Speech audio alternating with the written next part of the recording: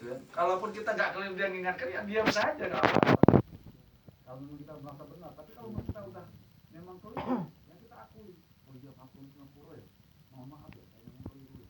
Makanya perbanyak pada makasih ya sudah mengingatkan saya. Nah, bagus. Ini enggak kadang-kadang zaman sekarang juga diingatkan temannya, sahabatnya, jengkel, orang teguran. Kan gitu kan? Banyak sekarang terjadi seperti itu. Nah itu akhirnya apa? Tatkala kita melakukan satu kesalahan ataupun bakal bahaya ini, teman udah bosan, udah nggak mau lagi ingatkan. Cuma nopo, kalau tak ingatkan malah jengkel, aku malah gak update terus. Ya udah kita diam tadi. Nah di sanalah kita mulai menghadapi musibah, bahaya. Jadi bersyukur, terima kasih kita kalau ada teman, sahabat, adik, kakak, tetangga yang gelem milik oleh kita, karena dia masih perhatian, masih care sama kita. Kalau dia sudah memiliki sifat apatis, selesai kita. Ya, itu yang perlu kita pahami bahwasanya perlu kita saling ingatkan. Wadzakir pada itu tentang dan semua peringatan itu bermanfaat bagi orang itu.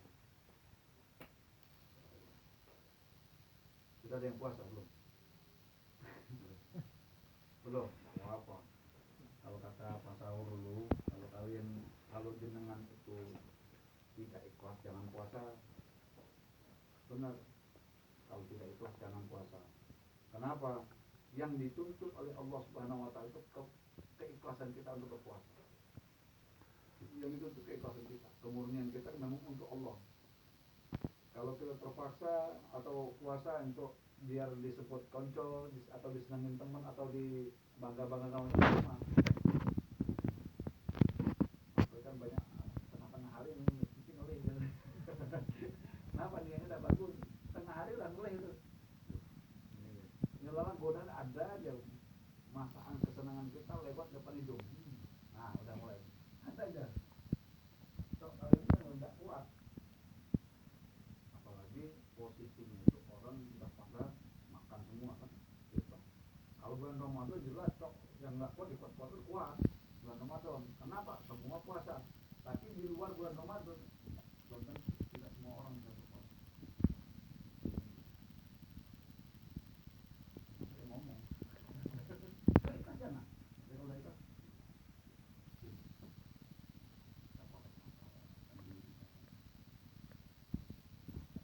banyak istighfar. Tadi udah ada istighfar. Ada tadi istighfar 100 kali tadi. Kalau kita mau hitung-hitungan kan itu mungkin Allah ya memang kenapa itu terus kita habis waktu kita terus terang tadi berhubung itu masih membatasi karena waktu kita terbatas sih. Orang itu dihitung pak gitu tekan itu orangnya itu kan itu orang dihitung. Nah itu ya kenapa dihitung karena memang ada batas waktu yang perlu kita sampaikan. Banyak istighfar, jangan lupa selawat harus. Kalau seumpama lagi istighfar lalu selawat sama goyang ada prosesnya goyang wiridan digoyang. Tidak perlu jenengan jawab dengan dalil, tidak perlu jenengan jawab dengan akal-akal yang tidak angel, nggak usah. Kasihkan aja contoh, ambil gula, ambil kopi, ambil tuangkan aja, masukkan di situ. Nggak usah kasih sendok, suruh minum, mesti nggak enak. Nah nggak manis pak Jon, ya nggak manis maka mulanya karena berhubung kalau diudat enak nggak nikmat ya nikmat. Nah itu kalau berhubung kita terasa nikmat, ini goyang kita wirid kan itu nikmat. Itu seperti itu. Jadi dia jawab tidak usah pakai dalil. Kalau pakai dalil angel. Dan apalagi ketemunya orang-orang mohon maaf notabene Wahabi. Baru-baru ini sudah ramai nih masalah orang Wahabi sudah ngelak-ngelak ke Kiai Haji Ma'arif. Top ini. Tidak lama itu orang itu sudah tidak lama. Nyungsep. Untung aja udah minta maaf duluan. Kalau dia nggak minta maaf terus serang habis. Pasti habis. Nah, makanya kita kenapa ini mohon maaf kenapa orang NU itu berkesan diam. Diam itu bukan berarti apa. Mereka berdoa. Para ulama berdoa. Cuman diamnya orang yang terzalimi itu bahaya.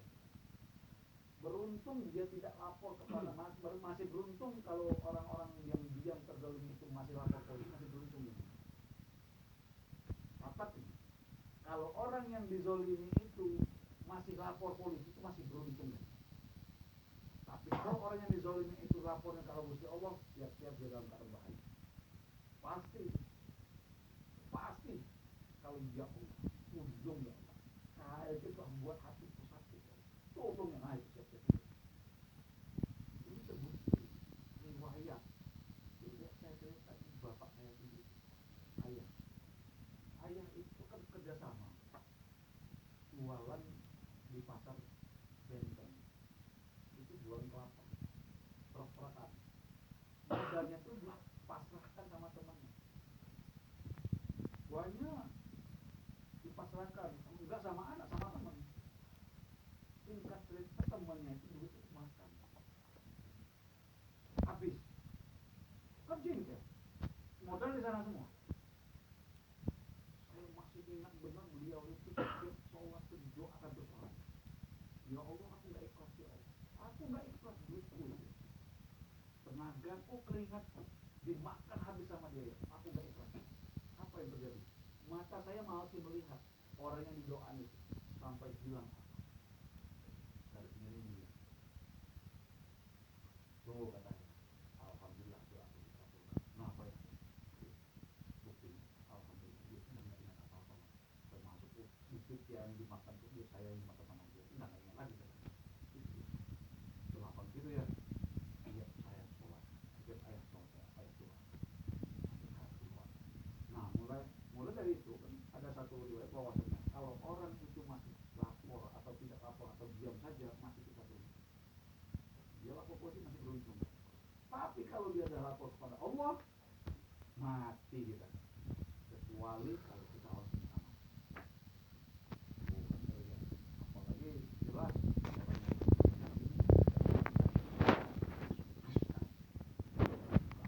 pasar cepat kilat. Kalau dia bilang kalau tanpa halang tanpa itu itu seperti telepon lebih cepat lagi itu. Nah, telepon yang paling berat 5 menit sampai 1 menit, kadang-kadang ada sinyalnya tanggung-tanggungan sampai. Nah ini enggak blok langsung. Nah itu dia. Jadi sudah saya sampaikan ini belum berapa banyak, sedikit sekali. Cuman kita perlu dipahami bahwasanya tingkatkan nilai ibadah jenengan itu, nilai ibadah jenengan itu niatkan untuk Allah semua. Jangan dianukan arah dengan dunia. Kalau dengan dunia nanti itu akan berjalan dengan dunia. Jelas. Karena pesan Pak Sahur, kejar akhirat jangan kejar dunia. Karena kalau kamu kejar akhirat John, ya sampai itu dunia akan mengejar kamu. Pasti. Siapa? Itu pesan beliau gitu. Contoh saja Bapak itu ngejar akhirat toh. Dunia tidak datang sendiri. Mohon maaf dulu surat-surat di dalam tamatnya ada itu katanya putri itu yang dinamakan dia itu duit semua itu. Dikasih duit dan patok aja duit dan patok karena nikah dulu ya. Gitu. Dan memang benar. Saya dapat tahu ya duit. Jadi mereka jadi sampah di kamar itu sampah duit. Duit yang 5.000-an, 10.000-an segala macam dia enggak ganggu. Karena dikasih ya buang. Ya enggak boleh. Sekarang anak-anak ya. Beliau menyampaikan itu kita sama-sama ikuti jalan ini dan berkomunikasi untuk mendapatkan sama Allah, saling ingat-ingatkan, sehingga kalau kita sudah saling ingat-ingatkan, insya Allah kita akan menjadi kuat. Doakan saja mudah-mudahan. Insya Allah kalau ada salah 10 di antara kita ini enak hidupnya, angkat yang enggak enak. Bener, nggak ada gunanya duit jenengan itu nanti suatu saat kalau udah itu untuk kalau kita mati itulah yang dia bakal untuk jenengan nyiapkan duit, nyiapkan harta banyak apapun, mohon maaf saya itu temannya itu orang top semua, setelah dikumpulkan udah miliar-miliaran mati, ninggalkan istri, ninggalkan anak, istrinya dikawin orang, hartanya pun sekalian. Kita udah nyari susah, pas kita mati kita lupa ngamalkan kan. Mulai di dalam Al-Quran nanti, ya Allah hidupkan aku, tangguhkan kematian kau sebentar aja, sesaat saja. Di surah Al-Munafikun. sebentar saja ya. Kenapa? Aku akan menafkahkan atau mensedekahkan hartaku. Ya tidak bisa, kita udah mati selesai. Urusan orang hidup. Nah, mula pada saat kita meninggal itu, sebelum kita meninggal kita persiapkan bahwasanya untuk anak-anak yang soleh. Karena anak yang soleh ini akan amanah dengan harta kita. Oh untuk ayah, oh ini untuk bapak udah meninggal, ayo belikan wedus sedekahkan. Oh ini belikan ini bangunkan musola punya ayah, punya mama, punya ibu. Itu kalau nanti mati meninggalkan anak yang soleh. Tapi kalau ini mati kita meninggalkan anak yang tidak soleh atau soleha, wah sudah duit harta kita digunakan yang tidak seperti untuk maksiat atau segala macam yang nggak enak udah. Wah kita mulai pertanggungjawaban. Harta dari mana, dapat di mana, belanjakan untuk apa? Itu mulai kena kita. Mulai Rasulullah SAW cuma satu doa itu kok yang tidak diikuti oleh umat Rasulullah SAW apa? Doa miskin. Apa sih ngamalkan doa miskin? Rata-rata kalau duit, kabehnya kan rata-rata semua. Jarang yang ada minta miskin. Paling-paling ada ustadz kiai yang memang tidak sebenarnya biasa atau orang apa namanya bahasa Jawa itu apa? Orang patihan nemen. Nggak terlalu ngejar itu enggak. Yang penting udah itu cukup sudah. Tapi kalau mementingkan kepentingan masing-masing mementingkan kepentingan dunia itu perlu kita kurangi tapi diarahkan. Tetap kita itu caranya itu biar 100% akhirat. Ada orang berprinsip 50% dunia, 50% akhirat. Itu sebenarnya prakteknya keliru nanti. Yang benar itu 100% untuk akhirat. Bagaimana caranya prakteknya? 50% pada saat kita ibadah untuk yang akhirat. Nah yang 50% untuk kepentingan dunia itu diniatkan untuk akhirat. Itu gitu. Contoh, aku nyari duit kanggo maamku tuh kanggo kepentingan ibadah. Nih aku orang maam, aku ibadahnya sempri, lemes. Makanya kita makan bismillahirrahmanirrahim untuk biar tenagaku, dagingku, darahku untuk kekuatanku melaksanakan ibadah kepadamu ya Allah. Kita makan. Nah itu begitu. Tidur pun juga diniatkan untuk Allah. Baca doa. Agar 8 jam selama kalau kita tidur secara Rasulullah, maka 8 jam kita tidur itu dihitung ibadah. Dihitung ibadah. Jadi jangan main-main kita kan. Makanya sebelum tidur itu Pak Longo jenengan wudu. Udah wudu, kalau sempat balik sholat tobat. Orang ketong seayat dibaca Quran gitu. Nah buka selesai. Tapi lebih tidur. Nah sampai Allah. Pakai wirid nambahkan. Wirid nafas. Pada sudah mau mapan itu tadi amat itu.